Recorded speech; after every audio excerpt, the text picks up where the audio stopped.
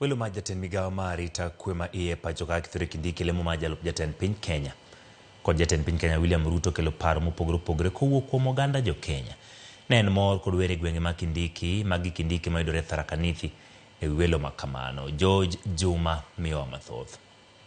Ma otelo ne yiero maduong' mar higa mar 2022, jatend migawo mar arita kwe pacho kae Kithure Kindiki masani ogwel kod jatend piny Kenya William Ruto e leo ma jalup jatend piny Kenya bang' Rigathi Gachagua ne othich oko. En achiel kuom jogo mane onyiso dwaro margi mar bedo jalup jatend piny Kenya William Ruto. Lek mar Kindiki ok ne ochopo e kindeno bang' jatend piny Kenya ne oyiero Rigathi Gachagua. Kata kamano lek ni koro dhi ka chopo bang' welo mare kaka jalup jatend piny Kenya kendo na toa shukrani mingi sana kwa niaba ya Wameru kwake rais wetu kuona ni vizuri atupatie kiti ya naibu wa rais. Nikech koro gisegolo ng'ama ne sik pogo ji ni machacha no nyalo keto ji mondo ogore kech osiko yiero ji Mount Merema. Kithure Kindiki is good, aneno kober. Omiyo wan warwako lokruok ma giketo no kendo wan gigeno ni koro gidhi tiyo kaka dwarre ka ng'ato kong'e ni en jalup ng'ato. Moko kuom jo Kenya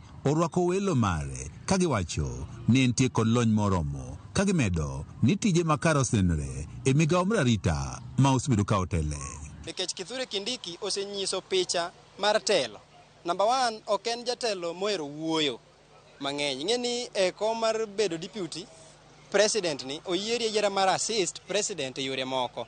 Profesa Kindiki ameonyesha kazi, ni mtu mchapakazi na tumeona kwa hizi siku chache ambapo kwamba amekuwa katika Ministry of Interior. Wakati kabla Kithure Kindiki hajafika, sisi hatukuwa hata tunajulikana, sisi hatukuwa hata. Kwa hivyo Kithure hata kama hakuna jambo lingine, wacha tuseme hivyo, amefanya sisi kama security ya Wadaraka, sababu saa hii tukisikia Kithure Kindiki hakuna mtu anaweza gusa Tharaka. Mimi naweza shukuru na naweza sema maneno yake kulingana vile niliona yeye ni mtu ambaye ni kiongozi, hapo ndio nilianzia. Jo Kenya masire lemoni kata kamano nitie kod ote mopogore opogore ne Kindiki babilo sepuodhi kod jodbura mamalo.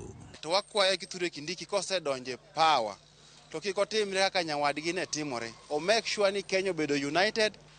Awang'eyo ni en ng'ama ong'eyo tich, oneno challenges ma nyawadgi obedogo ka wuoye wach Murima. To wakono deputy president moyier manyien marito chamo muma ni e Kenya ka kamora mora nitiere gi gode.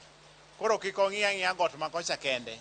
Owuotha kata Migori ka wan gi gode. Moko kuom jo Kenya to komachielo korwako welo mar Kindiki kaka jalup jatend piny Kenya. Neno ni ng'ama chielo ema mi jalup ker Kithure Kindiki odong' mana kare ka nikech kata manyo go gi piny ondamo mokwongo manyo jalup jatend piny Kenya ogologi.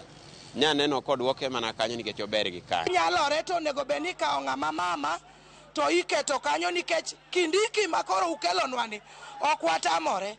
Nikech ang'eni samoro umanyo kura mag Mount Kenya. Ok watamore. To Kindiki ni nyocho setugo kodwa. Lakini kopo ni en Kindiki tadagi.